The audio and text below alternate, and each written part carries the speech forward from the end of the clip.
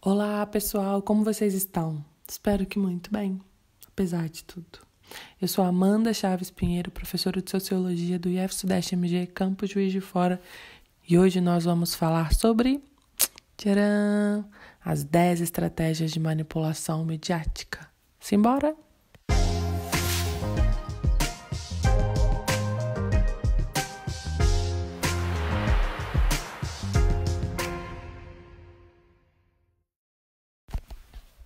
Habermas foi um sociólogo importante que trouxe uma contribuição para a discussão da televisão e dos meios de comunicação de massa.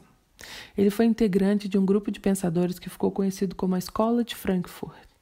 De fato, formava uma escola porque estudavam e produziam juntos diversos conhecimentos sociológicos. Este grupo inventou o termo indústria cultural, que se refere ao fato de que a cultura, com suas diversas manifestações, passou a ser produzida de forma padronizada e comercialmente.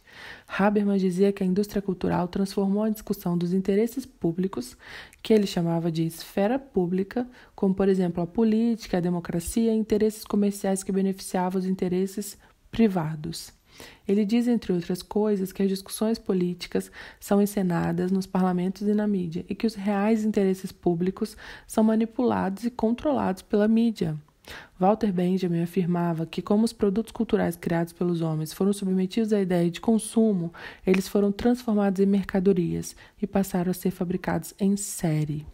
Ou, seguindo a lógica do mercado, valorizados como bens de luxo, de alto custo e de difícil acesso. Isso vale, por exemplo, para obras de arte. Algumas exposições se transformaram em grandes eventos turísticos, às vezes viajando o mundo e se deslocando entre diversos museus ou sendo expostos em praças públicas.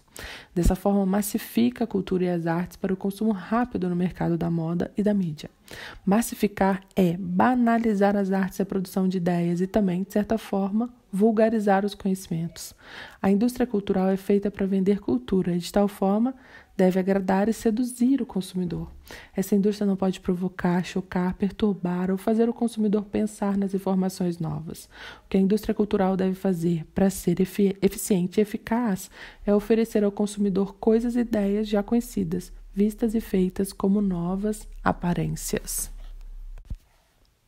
Utiliza-se o termo comunicação de massa pela ideia de transmitir e disseminar uma mensagem para o maior número possível de pessoas.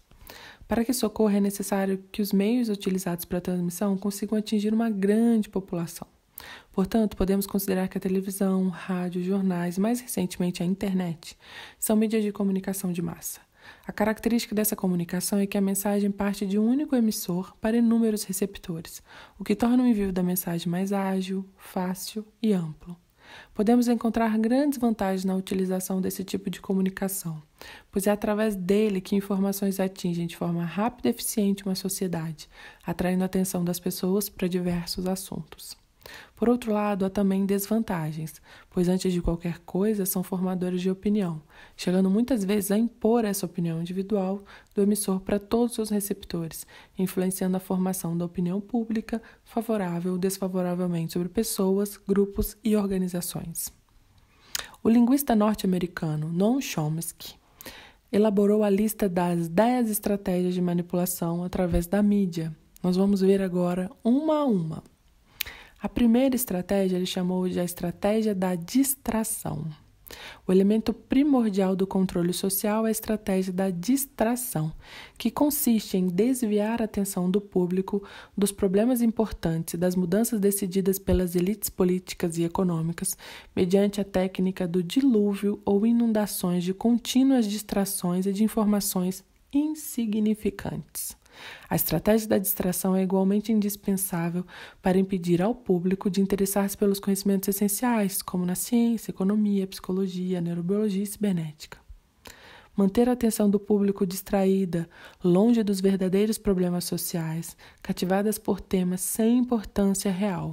Manter o público ocupado, sem tempo para pensar. A segunda estratégia é a estratégia de criar problemas e depois oferecer soluções. Este método também é chamado de problema, reação, solução. Cria-se um problema, uma situação prevista para causar certa reação no público, a fim de que esse seja o mandante das medidas que se deseja fazer aceitar. Por exemplo, deixar que se desenvolva ou se intensifique a violência urbana ou organizar atentados sangrentos, a fim de que o público seja o mandante de leis de segurança e políticas em prejuízo da liberdade. Ou também, criar uma crise econômica para fazer aceitar como um mal necessário o retrocesso dos direitos sociais e o desmantelamento dos serviços públicos. A terceira estratégia é chamada de estratégia da gradação. Para fazer com que se aceite uma medida inaceitável, basta aplicá-la gradativamente, a conta-gotas, por anos consecutivos. É dessa maneira que condições socioeconômicas radicalmente novas, o neoliberalismo, foram impostas, por exemplo, foram impostas durante as décadas de 1980 e 90. Estado mínimo, privatizações, precariedade, flexibilidade, desemprego em massa, salários que já não asseguram ingressos decentes, tantas mudanças que haviam provocado uma revolução se tivessem sido aplicadas de uma única vez. A quarta estratégia é chamada de estratégia do deferido. Outra maneira de se fazer aceitar uma decisão impopular é a de apresentá-la como sendo dolorosa e necessária, obtendo aceitação pública no momento para uma aplicação futura. É mais fácil aceitar um sacrifício futuro do que um sacrifício imediato. Primeiro, porque o esforço não é empregado imediatamente. Em seguida, porque o público, a massa, tem sempre a tendência de esperar genuinamente de que tudo irá melhorar amanhã e que o sacrifício exigido poderá ser evitado. Isto dá mais tempo ao público para acostumar-se com a ideia da mudança e de aceitá-la com resignação quando chegar o momento. A quinta estratégia é dirigir-se ao público como crianças de baixa idade. A maioria da publicidade dirigida ao grande público utiliza discurso, argumentos, personagens e entonação particularmente infantis, muitas vezes próximos à debilidade, como se o espectador fosse um menino de baixa idade ou um deficiente. Quanto mais se intente buscar enganar o espectador, mais se tende a adotar um tom infantilizante. Por quê? Se você se dirige a uma pessoa como se ela tivesse a idade de 12 anos ou menos, então, em razão da sugestão, ela tenderá, com certa probabilidade, a uma resposta ou reação também desprovida de um sentido crítico, como a de uma pessoa de 12 anos ou menos de idade. A sexta estratégia é utilizar o aspecto emocional muito mais do que a reflexão. Fazer o uso do aspecto emocional é uma técnica clássica para causar um curto-circuito na análise racional. E, por fim, é o sentido crítico dos indivíduos. Além do mais, a utilização do registro emocional permite abrir a porta de acesso ao inconsciente para implantar ou enxertar ideias, desejos, medos e temores, compulsões ou induzir comportamentos. A sétima estratégia é manter o público na ignorância e na mediocridade. Fazer com que o público seja incapaz de compreender as tecnologias e os métodos utilizados para seu controle e sua escravidão. A qualidade da educação, dada às classes sociais inferiores, deve ser a mais pobre e medíocre possível, de forma que a distância da ignorância que paira entre as classes inferiores e as classes sociais superiores seja e permaneça impossível para o alcance das classes inferiores. Bom, é assim que pensa quem está com desejo de manipular. A oitava estratégia é estimular o público a ser complacente com a mediocridade. Promover ao público achar que é moda o fato de ser estúpido, vulgar e inculto. A nona estratégia é reforçar a revolta pela autoculpabilidade. Fazer o indivíduo acreditar que é somente ele o culpado pela sua própria desgraça, por causa da insuficiência de sua inteligência, de suas capacidades ou de seus esforços.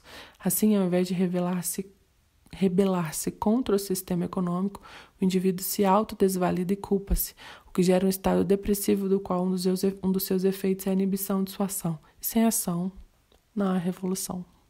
E a décima estratégia de manipulação midiática é conhecer melhor os indivíduos do que eles mesmos se conhecem.